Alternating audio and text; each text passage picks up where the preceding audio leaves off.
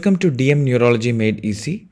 This is the 17th episode of Fine Neurophilia Quick Revision series. Let's see the Demyelination Part 4 video. So which one of the following is a CD25 monoclonal antibody which was used in multiple sclerosis? It is actually a CD25 monoclonal antibody. These monoclonal antibodies all acts on the B cells. That is why we are now changing from the previous notion that we are thinking was that MS was predominantly T cell. Now actually B cell has also an important role to play. So this table I had made for your convenience. Ocrelizumab, rituximab are CD20, alemtuzumab is CD52, daclizumab is not used nowadays. It's not at all used. It is CD25, and it was discontinued due to brain inflammation actually, and it causes anaphylaxis. So ocrelizumab, as you know, it's CD20.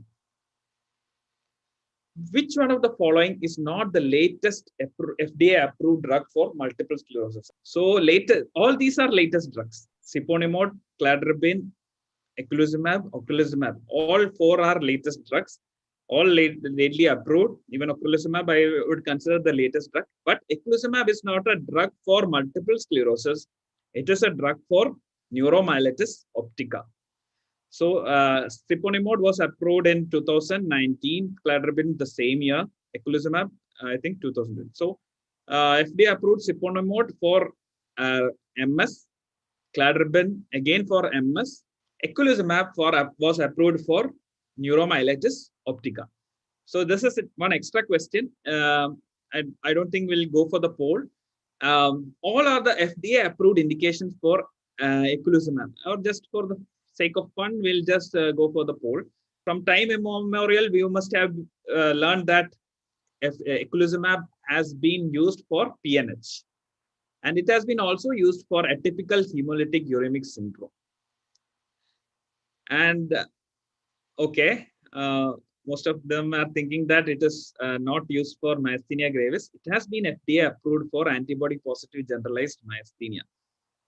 Okay, that is one thing you should know. This is Chapel syndrome. It is also used for Chapel syndrome, but it is not FDA approved. I just kept this question for your knowledge. Eculizumab is a wonder drug now used for NMO. Its other uses are PNH, HUS, and in case of antibody positive myasthenia. For these things, FDA has approved this drug. So 4 FDA approved uses are there, including NMO. And Chapel syndrome, actually, has been used off label, and it is another syndrome, just for your knowledge, as a protein losing enteropathy, otherwise called CD55 deficiency syndrome. So all these drugs causes various side effects, and these side effects are usually repeatedly asked for the entrance, especially the institute ones. So you read the Harrison, but you may miss it. So just see, macular edema needs to be regularly checked in the baseline and follow up in case of which of the disease modifying therapy. So it's fingolimod, where we have to look for ophthalmic exam, ECG for QT prolongation, and varicella zoster vaccination has to be given in case of fingolimod. And you know that oral dimethyl fumarate 250 milligram is BD is the dosage for DMF. So which is not the side effect. So lots of side effects are there for DMF, which is not a side effect of DMF. You must have read in Harrison regarding the side effects of these drugs. Yes, Steven Johnson syndrome is not associated with DMF. It is usually seen in case of teriflunomide. And also one more thing you should know is that also we have to check for this Mantoux test, etc. in case of teriflunomide. So teriflunomide is actually a dangerous drug. It can cause PMLE, flushing, lymphopenia, and can exacerbate TB if the patient has got a latent TB. Which one of the following drugs? This is a repeat question. So in the study now itself, by heart now itself, which one of the following drugs improves walking speed in MS? Sustained release dalfampridine improves walking, and it acts through potassium reversible channel inhibition, but it is contraindicated in people with seizures. Amantadine is useful in case of improvement for fatigue. As you know, most common, about 80% of multiple sclerosis patient will complain of fatigue. And modafinil and modafinil are wakefulness promoting drugs. Along with, we can try with methylphenidate and atomoxetine. And last two classes before in anterior horn diseases, we had discussed that one of the FDA approved drug for anterior horn disease or ALS, other than riluzole and edaveron, is the combination of dextromethorphan and quinidine. So the same here for pseudobulbar effect in MS, we can use dextromethorphan and quinidine. Last class we saw about the paroxysmal symptoms in MS. Those were Lermit symptoms, the diplopias which comes and goes, the Pulfrich effect, the Uthoff phenomenon, etc. And these can be treated with all the following drugs except. So carbamazepine, the action here is that the paroxysmal symptoms occurs due to the membrane instability. And these membrane instability can be corrected with membrane stabilizing action of this carbamazepine. Also, similarly, benzodiazepine can also be used. And baclofen and other drugs also helps to improve the transient spasticity which occurs as a part of paroxysmal symptoms. But if there is a flurry of these paroxysmal symptoms occurring, that is a group of paroxysmal symptoms occurring in case of a multiple sclerosis patient, we can also even try with IV steroids, but oral steroids are never used in case of treatment of paroxysmal symptoms. But even steroids are not at all that indicated in case of paroxysmal symptoms. But oral is not mentioned anywhere. So these are the symptoms are actually brief stereotyped attacks. It could be anything like ataxia, dysarthria, tonic spasm, or dystonia. And because of membrane stabilizing properties, carbamazepine is used. And because these are pseudo-exacerbation needs to be distinguished, as previously told, from true relapse before we use steroids, because steroids can worsen such pseudo-exacerbations. You should know this point. Which one of the disease-modifying drugs requires monitoring and cessation? You know that in case of pregnancy or in when the patient is planning childbirth, female patient with MS, usually we ask the patient to stop the drug and proceed with childbirth. But in case of males also, male MS patients planning for childbirth, we ask to stop one drug. Which drug is actually notorious to cause problem to the progeny, even in the male patient as well as the female patient. So this drug passes through the semen and can cause problem to the child. So this drug has to be stopped about 1 year prior, because this has got a prolonged half-life and remains in the body for long. And this drug needs to be removed from the body with the help of other drugs like cholestyramine. So this drug is actually teriflunomide. Teriflunomide needs to be removed from the system with the help of cholestyramine. And it is definitely cannot be used in women of childbearing. So in a childbearing age women, think twice before starting teriflunomide. This is because it's a category X drug. Safer alternatives are definitely there, because newer drugs have come which are more cheaper. And also this, we cannot be sure that these contraceptive measures won't fail. And also avoid teriflunomide in potential fathers, as the drug is secreted in semen, exposing the fetus to the drug. And definitely the washout period for this drug is very long. And even if we give cholestyramine for washout, it takes time. So teriflunomide should be careful. We should be careful while prescribing teriflunomide as a disease-modifying drug, even in case of males planning to make a family.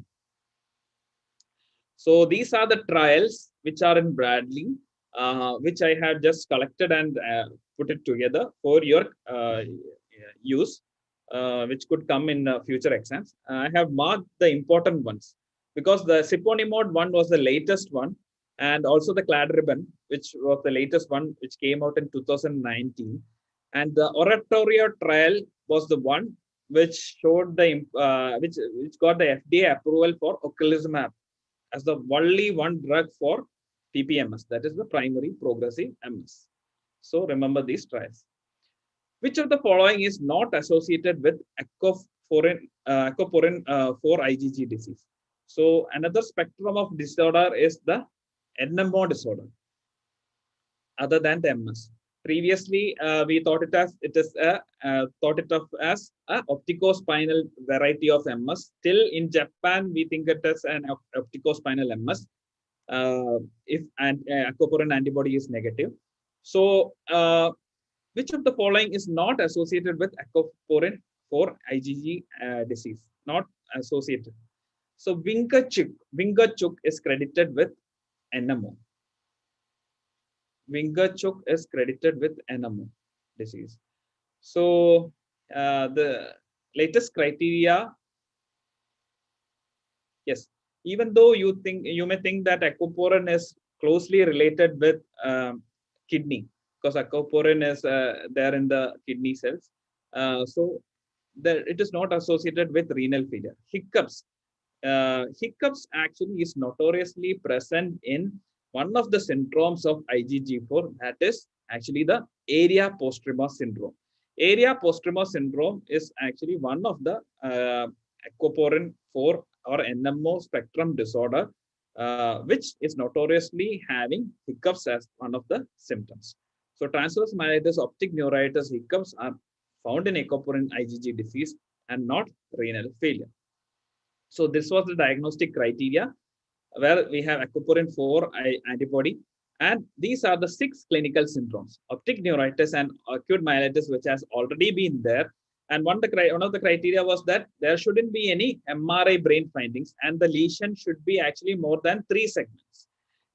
Now the criteria is that there can be MRI findings. One of the MRI findings would be area postrema syndrome, which would be having unexplained hiccups. Usually, one of the patients which we got consultation was that the patient presented into the gastroenterology department because of continuous hiccups. And after getting hiccups, he developed what you call that tear within the esophagus. And that is the presentation. And so we suspected this area postrema syndrome, and antibody was positive in that patient. So acute treatment should be given to such patients. And acute brainstem syndromes. And if there is diencephalon involvement, that is thalamus and hypothalamus involvement, then the patient can have increased symptomatic narcolepsy. And symptomatic cerebral syndrome can occur in case of with typical brain lesions. So brain lesions previously was thought to be more likely to be MS, but now they have included actually under NMO. And you should know one more thing, is that about 10% of NMO patients can have even MS-like lesions. You may mistake it for MS. So every MS patient, you along with the MS oligoclonal bands and the IgG index in the CSF, we now send NMO and MOG antibody also. So this is actually last time we have seen that in MS the lesion would be more in the midline, and optic the NMO, it would be more posterior and near to the optic chiasma. So this is an NMO disease, and there will be more than 3 segment disease in the spinal cord, transverse myelitis extending more than 3 segments.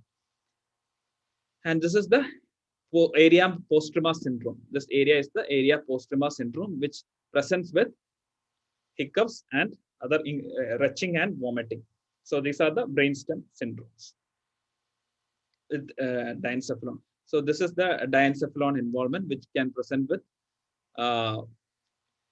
narcolepsy and other brain syndromes. Which of the following drugs is not useful in the treatment of NMO? One drug which was recently approved is eculizumab. We have studied that. So which one of the following is not useful? So we have to differentiate the importance of these MRI findings and all the spine MRI, all the clinical features, is that we shouldn't treat these NMO patients with the disease modifying drugs because they can cause more harm. So definitely starting a disease modifying drug of MS for an NMO patient can cause worsening in that patient. So which of the following drug is not useful in the treatment of NMO? Rituximab is tried in MS, but it can be also used in NMO. Natalizumab and other drugs, if used in NMO, can cause worsening in NMO and should be carefully used. And all other drugs shouldn't be used. So NMO, neuromyelitis optica, acute treatment is to give IV methylprednisolone for 5 days and give a prednisolone taper similar to multiple sclerosis. And if not getting controlled, you have to go for plasmapheresis and IVIG. And other immunosuppressant agents like rituximab and other azathioprine can be tried. And FDA had approved eculizumab recently. And other drugs which had shown marked reduction is actually certolizumab and inebilizumab, which is there in Bradley. Bradley has given this. And interferons and natalizumab are notorious to cause worsening of the disease course in NMO if given. So be careful and identify the disease correctly. And NMO actually in MS and all, if you treat properly or treat in the natural course, or if you treat with steroids, the disease actually reverses. And the patient will actually have a normal, will come back to normal power or normal vision in case of optic neuritis, or weakness and spasticity recover. But NMO, actually, the recovery is incomplete and the relapse is more. In adults with MOG antibody disease, which is the most common anatomic site of lesion presentation. So another entity is the myelin oligodendrocyte glycoprotein antibody disease, MOG antibody disease. This was previously thought to be a monophasic illness, but now it has come to the notice that there are two varieties. It can be monophasic, or it can have a polyphasic involvement. And in children, it has got various involvement. In children, it usually presents as ADEM. And in adults, it can have a transverse myelitis-like presentation.